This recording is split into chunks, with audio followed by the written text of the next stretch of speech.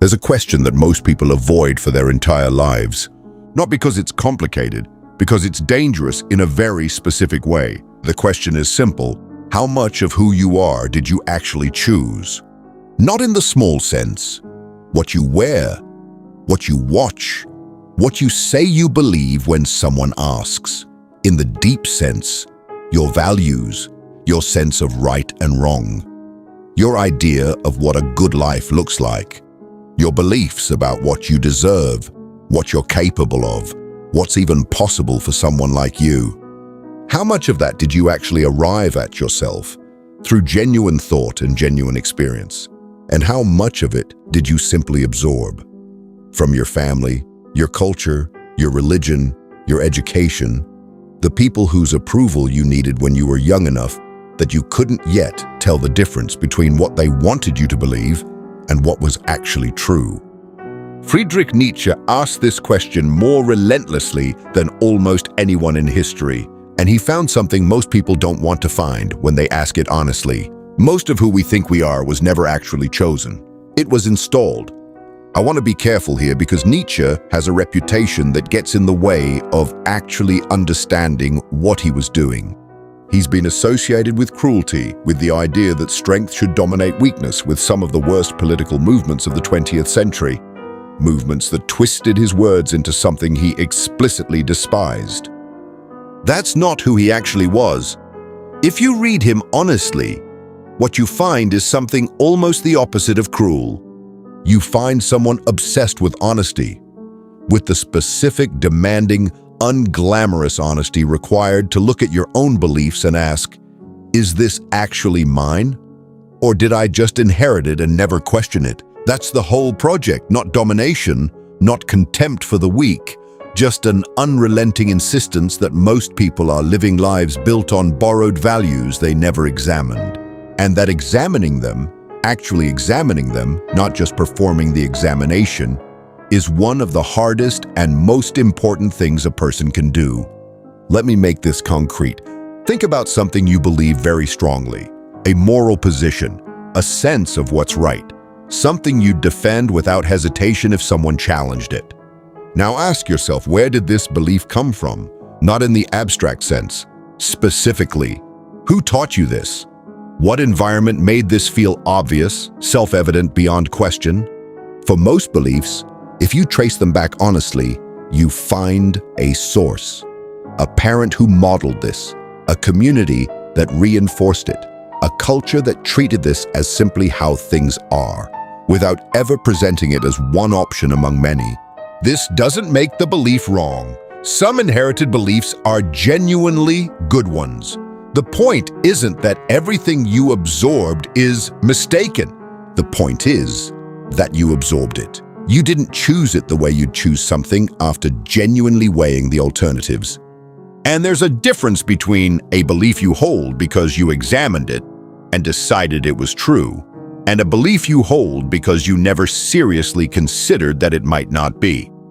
Most people, most of the time, are operating on the second kind, and they call it their personality, their values, themselves. Nietzsche's whole point was, that's not actually you yet. That's the accumulated weight of everyone else's conclusions, inherited before you had the tools to evaluate them. He had a specific name for this. He called it herd morality. Not as an insult exactly, though it stings a little, which is probably intentional, as a description of a process. The herd, in his sense, is just the collective, the family, the tribe, the nation, the religion, the culture. Whatever group's values you absorbed before you were capable of examining them independently. And the herd has good reasons for the values it instills. Mostly, those values help the group function. They create order, predictability, cohesion. They make it possible for large numbers of people to live together without constant conflict. But the values that serve the group's stability aren't necessarily the values that serve your individual flourishing. Sometimes they overlap. Often they don't. The herd values modesty because a group of people who are all quietly humble is easier to manage than a group of people who are all loudly ambitious. The herd values guilt because guilt keeps people in line without anyone having to enforce the rule directly. You do it to yourself. The herd values self-sacrifice because a group where everyone defers to the collective need is more stable than a group where everyone insists on their own desires. None of this is necessarily evil. Groups need some of this to function, but Nietzsche's challenge was to notice that you absorb these values as if they were universal truths about how a good person behaves, when they were actually just useful tools for keeping a particular group stable. And once you see that distinction, you have to ask a harder question. Which of my values are actually mine, and which ones are just herd management tools that I've never thought to question? This is the conversation most people avoid because it asks too much of them. If it's reaching you, subscribe. We go here every week. I want to talk about guilt specifically because it's one of the clearest examples of what Nietzsche was pointing at. A huge amount of what people experience as their conscience, the inner voice that tells them they're wrong, that they should feel bad, that they need to atone, isn't actually a reliable moral compass. It's often just the internalized voice of whoever needed you to behave a certain way when you were young. Nietzsche traced this with unusual precision. He noticed that guilt, as most people experience it, isn't really about genuine wrongdoing in most cases. It's about violating an expectation. And expectations get installed by people who had reasons, sometimes good, sometimes not, for wanting you to behave a particular way. The parent who needed you to be quiet because their own capacity for stress was limited installed guilt around being too loud, too much, too demanding, even though there was nothing actually wrong with being loud or demanding within reason. The culture that needed people to stay in their assigned roles installed guilt around ambition, around wanting more, around stepping outside the lane you were given, even though wanting more isn't inherently wrong. The religious or social framework that needed compliance installed guilt around questioning, around doubt, around the natural human impulse to ask whether the rules actually make sense, even though questioning is one of the healthiest things a mind can do. This doesn't mean guilt is never appropriate. Sometimes you do something genuinely wrong and the guilt is accurate information. But a lot of the guilt people carry around, the chronic, low-grade, constant sense that they're not doing enough, being enough, giving enough, isn't actually moral information. It's inherited management. And it's worth examining which is which. Here's where Nietzsche gets genuinely difficult, because the next step isn't comfortable. If most of what you believe was installed rather than chosen, the obvious response is, I should examine it and figure out what's actually mine. But examining it requires something most people aren't prepared to do. It requires you to actually risk finding out that some of what you believe is wrong. Not wrong in a small way. Wrong in a way that would require you to change how you live. This is genuinely frightening because your beliefs aren't just abstract ideas. They're load-bearing. Your relationships are built on shared assumptions about what matters. Your sense of who you are is built on the specific moral framework you operate within. Your daily choices, what you do, who you spend time with, how you spend your energy, all of it rests on the values you currently hold. If you genuinely examine those values and find that some of them don't hold up, that they were installed rather than chosen, and that they don't actually serve you or anyone else particularly well, you're left with a problem. Either you keep living by values you no longer believe in, which creates a specific kind of quiet dishonesty that erodes you slowly, or you change, which might mean disappointing people, disrupting relationships, becoming someone your family or community doesn't fully recognize anymore. Nietzsche didn't pretend this was easy. He called the people who do this work the free spirits, and he was clear that being free in this sense is lonely.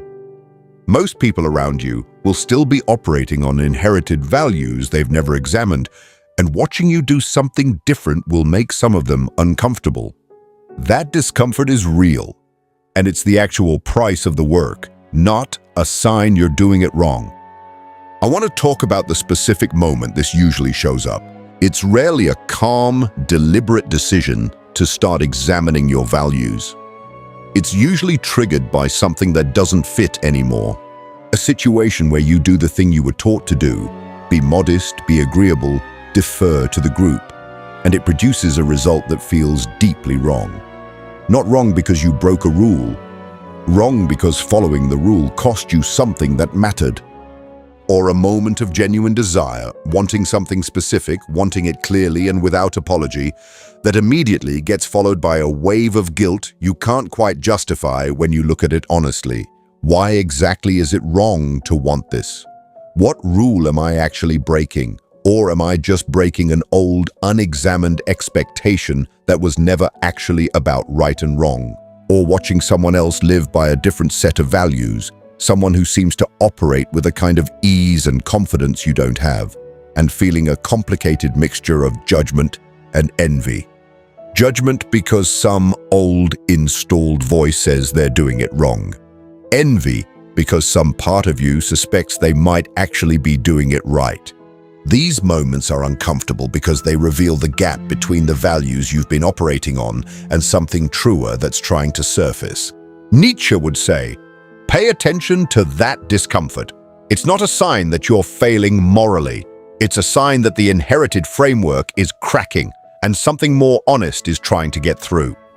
There's a concept Nietzsche used that I think is genuinely useful here. He called it the revaluation of values. It sounds abstract, but the idea is simple. Instead of accepting the values you inherited as fixed and final, you treat them as hypotheses, things to be tested, things that might be revised, kept, or discarded based on genuine examination rather than automatic acceptance. This isn't the same as nihilism, which is a common misreading.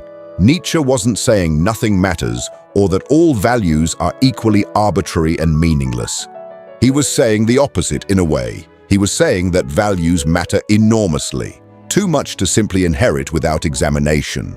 Precisely because they matter, they deserve scrutiny rather than automatic acceptance. Practically, this looks like asking, of any value you hold strongly, would I still choose this if I had genuinely considered the alternatives? Or am I holding it because it's familiar, because questioning it feels dangerous, because the people I love would be upset if I didn't?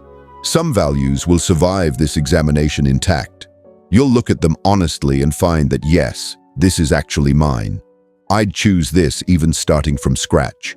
Other values will start to feel less solid the moment you really look at them. You'll notice that the only reason you hold them is that you were never given permission to question them.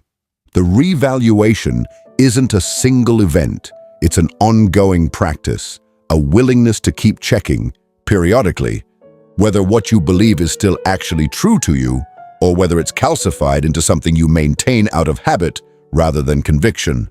I want to address something that comes up immediately whenever this conversation happens. People worry that if they start questioning their inherited values, they'll become selfish, cruel, disconnected from the people and communities that gave them a sense of belonging. Nietzsche actually addressed this directly, even if it gets lost in how he's usually portrayed. He wasn't arguing for cruelty, he was arguing for honesty. And honesty doesn't automatically produce cruelty. Often it produces the opposite, a more genuine, less performed kind of care for others, because it's coming from actual conviction rather than obligation. Think about the difference between kindness that comes from genuine choice and kindness that comes from fear of guilt. They can look identical from the outside, but they feel completely different to live, and they often produce different outcomes over time. The person who is kind because they were taught that unkindness is unacceptable will be kind right up until the point where being kind costs them too much, and then resentment builds because the kindness was never really chosen. It was compliance. The person who has actually examined their values and chosen kindness because they genuinely believe in it tends to be more resilient, more consistent, less likely to collapse into resentment, because the kindness isn't a performance of compliance. It's an actual conviction. Examining your values isn't the same as discarding care for other people. It's often the thing that makes your care for other people more durable and more honest, because it's finally actually yours. Let me talk about what Nietzsche called amor fati, the love of fate. This concept gets attached to the work of self-examination because it represents what comes after. Once you've done the hard work of distinguishing what's genuinely yours from what was simply installed, there's a final step: accepting, fully, without resentment, the actual shape of your life, the specific history you have, including the parts that were shaped by forces outside your control. The specific person you've become, including the parts you might wish were different. This isn't passive resignation, it's something more active and more demanding. It's the willingness to say, this happened, this is who I am right now, and instead of wishing it were different, I'm going to work with exactly what's here. A lot of people skip this step. They do the work of questioning their inherited values, discover some genuine insight about themselves, and then spend years resenting the fact that they didn't figure this out sooner. Resenting the family or culture that installed the values they're now revising. Resenting themselves for the years spent living by beliefs that turned out not to be theirs. That resentment is understandable. But Nietzsche's challenge doesn't end at the insight. It continues into what you do with the insight. And what you do with it, if you're doing it well, is not bitterness about the past. It's an active, full-bodied engagement with your actual life as it currently exists, including its history, including its limitations, including the parts that were shaped by people and circumstances you didn't choose. Loving your fate doesn't mean pretending everything that happened was good. It means refusing to let resentment about the past be the primary engine of how you live now. Here's something practical I want to leave you with. You don't have to examine every single value you hold all at once. That would be paralyzing, and it's not actually how this works in practice. Start with the values that produce the most friction, the ones where you notice a gap between what you're supposed to feel and what you actually feel. The places where compliance with an inherited rule produces a result that seems to cost you more than it should. When you notice that friction, ask the simple question: where did this rule come from? Who benefits from me believing this? Would I still choose this if I'd never been taught it and instead had to arrive at it through my own thinking? Some answers will surprise you. You'll find that some of your strongest convictions hold up beautifully under examination. They're genuinely yours, genuinely chosen, genuinely worth defending. And some won't. You'll find that a rule you've been following automatically for years was never actually examined. It was just absorbed, and you've been organizing real decisions around it without ever checking whether it deserved that authority. That's uncomfortable. It's supposed to be. But on the other side of that discomfort is something Nietzsche considered the only thing actually worth having: a life built on convictions you've actually tested, not borrowed, not inherited without examination. Actually finally yours. Nietzsche described, because they map this entire process more precisely than I've managed so far, he described the journey of genuine self-examination using an image. The spirit becomes a camel, then a lion, then a child. The camel is the stage most people live in for most of their lives. The camel is strong, dutiful. It takes on heavy loads without complaint. It does what's expected, carries what it's told to carry, kneels down to accept more weight when more is asked of it. This isn't a weak position. The camel stage requires real strength, the strength to bear responsibility, to follow through, to be reliable. Most of what we call maturity is actually the camel stage. Taking on the expectations of family, career, social role, and carrying them competently. But the camel never asks whether the load is the right one. It just carries what's placed on it because carrying things is what it does. The lion stage is different. The lion has had enough of carrying loads it never chose. It says no. It questions the authority that's been placing weight on it for years. It fights, and this is important. Not other people necessarily, but the inherited "thou shalt" that has governed its life without ever being examined. The lion's job is destruction, tearing down the unexamined structure, refusing the load, saying no to what was simply assumed to be true. This is the stage most people associate with rebellion, and it's necessary. You can't build something genuinely yours on top of a foundation you've never questioned. The lion has to clear the ground first, but the lion can't create anything new. It can only say no. Its power is entirely negative, necessary, but not sufficient. The final stage is the child, and this is the part most people don't expect. After the camel's burden and the lion's rebellion, what comes next isn't more fighting. It's a return to something like innocence, but an innocence that's been earned, not naive. The child creates from a clean slate, plays rather than struggles, says yes to life rather than constantly defining itself against what it's rejecting. The child has done the work of examining inherited values, has cleared away what didn't survive honest scrutiny, and now gets to actually build something, not in reaction to the old structure, from genuine, examined desire. Most people get stuck somewhere in this sequence. They stay camels their whole lives, never questioning the load. Or they get stuck as lions, defined entirely by what they're against, never moving toward genuine creation. The lion stage can feel like freedom, but if you stay there too long, you're still organized around the thing you're rejecting rather than something you've actually chosen. The child stage is the goal, not because it's easy to reach, but because it's the only stage where you're actually living from yourself rather than in reaction to something else. Let me talk about something specific that comes up constantly in this work: the fear of becoming someone your family doesn't recognize. This fear is enormous for a lot of people, and it's rarely named directly. You can do all the intellectual work of examining your values, find genuine clarity about what's yours and what was installed, and still hold back from actually living differently because the cost feels too high. The people who raised you, who love you, who have a clear picture of who you are, they might not recognize the person who emerges from this examination. And there's a real grief in that, not just for them, for you. Because part of what made the inherited values comfortable was that they came with belonging. You knew your place. You knew how to be received by the people who mattered to you. Choosing differently risks that belonging. Not always completely. Sometimes relationships adjust and deepen because the new version of you is actually more real, more trustworthy, more genuinely present than the performed version ever was.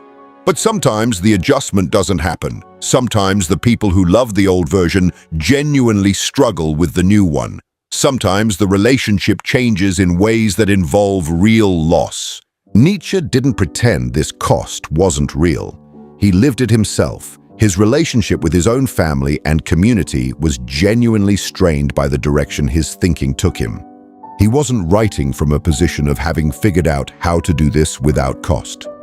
What he offered instead was a kind of permission. The cost is real, and it's still worth paying because the alternative, a lifetime of performing values that were never actually yours in order to maintain a belonging that was built on a version of you that doesn't fully exist, has its own cost.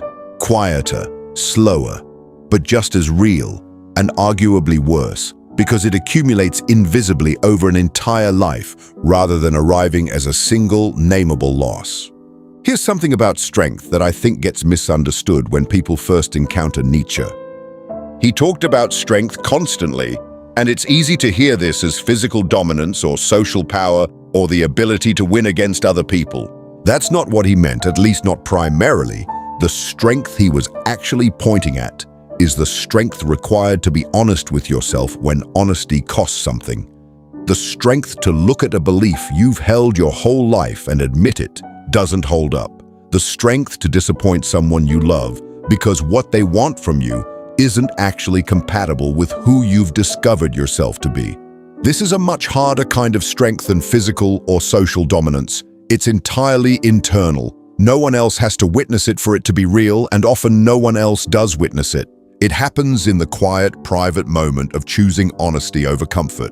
Most people who are conventionally strong, successful, respected, powerful in obvious ways have never actually exercised this kind of strength. They've been very good at the camel stage, excellent at carrying expected loads, but they've never seriously asked whether the loads were the right ones. And some people who look weak by conventional measures, uncertain, still figuring things out, not particularly successful by external standards, are doing the hardest work available to a human being, genuinely examining what they believe and slowly, carefully, building something honest from what survives the examination. Nietzsche's idea of strength was never about winning against other people. It was about the capacity to be relentlessly honest with yourself, even when that honesty is inconvenient, even when no one is watching, even when it would be so much easier to just keep carrying the load you were handed. There's a specific kind of person Nietzsche kept returning to throughout his work. Someone who has actually done this work, who has gone through the camel stage, fought through the lion stage, and arrived at something like the child's capacity to create from genuine desire rather than inherited obligation. This person is rare in his account, not because most people are incapable of it, but because most people never attempt it. The pull toward staying a camel, toward the comfort of carrying expected loads, the safety of never questioning the rules, the belonging that comes from simply going along, is enormous. Most people, most of the time, find that pull stronger than the discomfort of genuine examination. This isn't a moral failing. It's just the path of least resistance. And most lives are built largely out of paths of least resistance, accumulated over years until they look like a complete identity. Nietzsche wasn't writing to condemn people for taking the easier path. He was writing to point out that the easier path has a cost too, a quieter one, less visible, but real. The cost of never finding out who you actually are underneath everything you were taught to be. And he was writing, I think, in the hope that some people, maybe not most, but some, would read his challenge and feel something stir, a recognition, a sense that the examination he was describing was already quietly trying to happen inside them. If you felt that while watching this, if something in you has been nodding along, not just intellectually, but with a kind of recognition that goes deeper than agreement, that's worth paying attention to. That's the part of you that's ready to stop being only a camel. I want to talk about one more thing before we close: the eternal recurrence. It's one of Nietzsche's strangest and most demanding ideas, and I think it's actually the most practical test he offers for whether you're living your own values or someone else's. The thought experiment is this: imagine that your life, exactly as you're living it right now, every choice, every relationship, every day, would repeat infinitely, not a different version, this exact one over and over forever. Would you be horrified by that thought? Or would you be able to say yes to it? This isn't really about whether your life is pleasant. People with genuinely difficult circumstances can pass this test, and people with comfortable, easy lives can fail it completely. What the question actually tests is whether the life you're living is one you've actually chosen, in the deepest sense, or one you're enduring while waiting for something to change, something to get better, something to finally justify the choices you've made. If you're living according to inherited values you've never examined, going through the motions of a life that was assigned to you rather than chosen by you, the idea of repeating it forever is usually unbearable. Something in you recoils from it because some part of you knows this isn't actually your life. It's a performance of a life, and the idea of performing it eternally feels like a particular kind of hell. But if you've done the work, if you've examined what's genuinely yours, discarded what wasn't, and built something from honest conviction even where it cost you something, the eternal recurrence becomes less terrifying. Not because the life is perfect, because it's actually yours. And there's a specific kind of peace available in living something fully yours, even when it's difficult, that isn't available in living something comfortable but borrowed. This is, I think, the most honest test of whether Nietzsche's challenge has actually landed for you. Not whether you can recite his ideas, whether you could look at your actual life, the actual choices, the actual relationships, the actual daily texture of how you spend your hours, and say with real conviction, yes, this is mine. I would choose this again. If the honest answer is no, if there's dread in that thought rather than acceptance, that's not a failure, it's information. It's pointing you toward exactly the places where the examination still needs to happen. Let me end with the question I started with. How much of who you are did you actually choose? I don't expect you to have a complete answer. Nobody does. This isn't a question you answer once and finish. It's a question you keep asking throughout a life, returning to it whenever something feels off, whenever a belief produces more friction than conviction, whenever you notice the gap between what you're performing and what you actually believe. The examination is uncomfortable. It risks disrupting relationships built on shared assumptions you might no longer share. It risks discovering that some of what you call your personality was never actually yours. But the alternative, continuing to live entirely on inherited values you've never tested, is its own kind of cost. Quieter, less dramatic, but real. Nietzsche's challenge isn't an instruction to tear everything down. It's an invitation to find out what was actually true underneath everything you were taught. That work belongs to you. It always did. You just have to decide whether you're willing to do it. One last thought before the comments. This isn't a project you complete. There's no finish line where you've examined everything and arrived at a fully chosen, fully examined self with nothing left inherited. The work continues. New situations reveal new inherited assumptions you hadn't noticed yet. The examination is ongoing, imperfect, never quite finished. That's not discouraging. That's just what it means to take your own life seriously enough to keep checking whether it's actually yours. Most people stop checking. You don't have to be most people. You can be the one who keeps asking, even when it's uncomfortable, even when the answer isn't flattering, even when it requires you to admit, again and again, that some part of what you called yourself was never actually examined. That ongoing willingness, more than any single insight, is what Nietzsche was actually pointing toward. Not a destination, a practice. One you're free to begin today. For the comments, what's one belief you hold that you've never actually questioned? That you suspect, if you're honest, you simply inherited?